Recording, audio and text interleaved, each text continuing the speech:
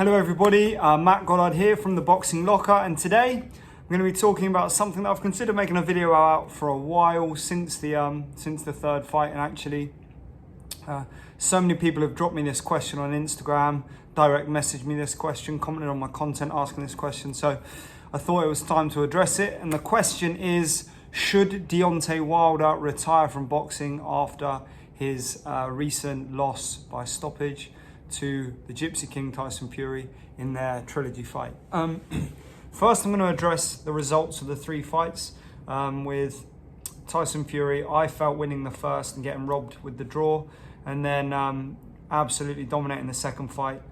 Now, what we saw in this third fight was a much superior Deontay Wilder, a far better Deontay Wilder with a much more informed beginning to the fight. Now, he fell apart, but in the, I don't know, three to 6 months or so that he spent training with Malik, you've seen legitimate progress. You've seen legitimate improvements in actual boxing ability. Now, in Deontay Wilder, you have by far the most exciting fighter in the heavyweight division. Now, the reason you have the most exciting fighter in the heavyweight division is because he is fundamentally flawed, because he lacks certain skills, and because he has always got a chance of absolutely putting his opponent to sleep, which is an enormously valuable asset to have, an enormously valuable skill to have in your locker, and something that nobody else in the division can match. Nobody else in the division has that.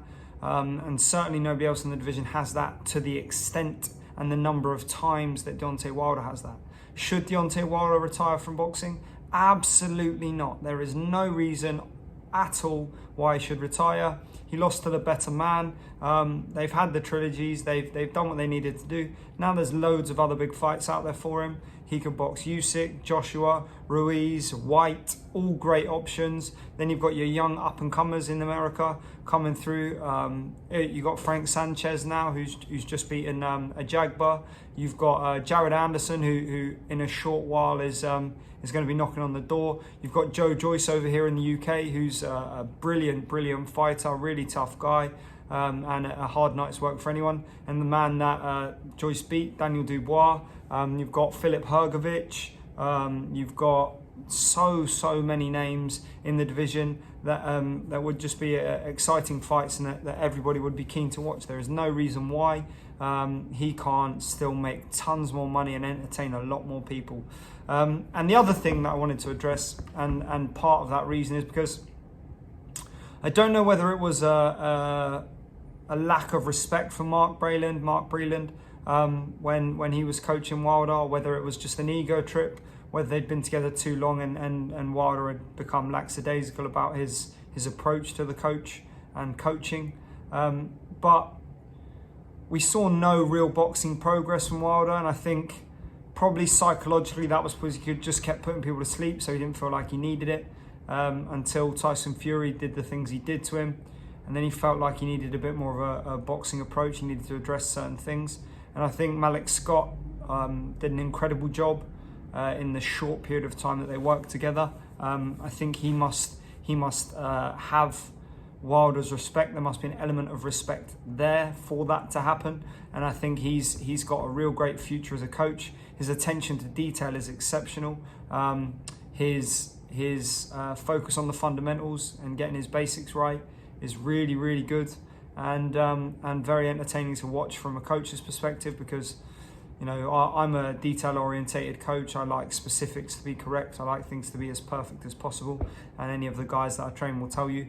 I'm very free-flowing with the burpees. When guys start doing things wrong, mistakes are made. Burpees as punishment, correct that straight away, and then you get up and you do it better and you do it right again and again. And if you don't, it's more burpees. And I think Malik Scott's proven that, even with a guy whose skill set, attitude and ego is as established and as domineering as Deontay Wilder's, Malik Scott's proven that with good coaching you can make a difference. I don't know if maybe Mark Breland just switched off and just gave up on trying to change him. I imagine he spent an awful lot of time trying to drill the correct things into him and just getting absolutely nowhere. But you know, I think the Malik Scott move was a smart one for Wilder, and hopefully they continue to work together, because for me, that will be the factor that really impacts his progress in the division. Because if you have a man that hits that hard, who can also maintain good feet position, maintain good balance, and learns to counter and control even better with his jab, then you're going to have a devastating fight for the next 5 to 10 years. Who, you know, maybe one day down the line we might see Fury Wilder 4. You never know. Wilder isn't old when you consider the heavyweight division in the past. There's no reason for him to stop boxing. I think by all accounts, with what Malik Scott said in his Instagram posts, Wilder's still keen to have more fights, to get back to work, and I really hope so. So there's my answer, guys. Should Deontay Wilder retire from the heavyweight division, retire from heavyweight boxing? Absolutely, 100%, certifiably no.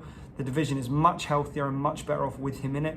And I think a losers round robin would be great. I'd like to see Tyson Fury against Alexander Usyk, and then Joshua versus Wilder. That would be an absolutely tremendous fight. And then down the line, you could see the winners of those box again. So there we have it, guys. Thank you for tuning in to hear my opinions. Let me know what you think in the comments. Don't forget to like this video and subscribe. Make sure you're subscribed to the channel. Some loud noise going on in the background. I don't know what that is. Yeah, make sure you subscribe to the channel, drop a like, leave your comments, and share this video far and wide. I'm on Instagram at The Boxing Locker. You can find me on YouTube for the rest of my videos. There's coaching content, there's home fitness content, there's more of these breakdowns, more of these discussions about specific fighters or fights.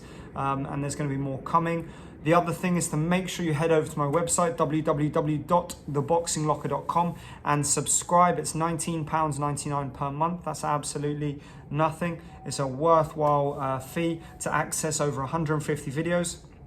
That number is going to decrease. The reason being, I'm changing from smaller and higher volume of content to longer, more comprehensive, more detailed videos that include sets of drills in them. So whereby I would have had 5 or 6 different videos discussing the jab, I've now got 2 videos that are longer, 20 minutes and 32 minutes, discussing the jab and how to use it, showing you technique, all of these kind of factors. So be sure to head over to www.theboxinglocker.com. If you use the code 50OFF, 50 off, you can get your first month membership half price. What a deal, hey? Thanks for tuning in. I'll see you for the next one, and have a great day, everyone.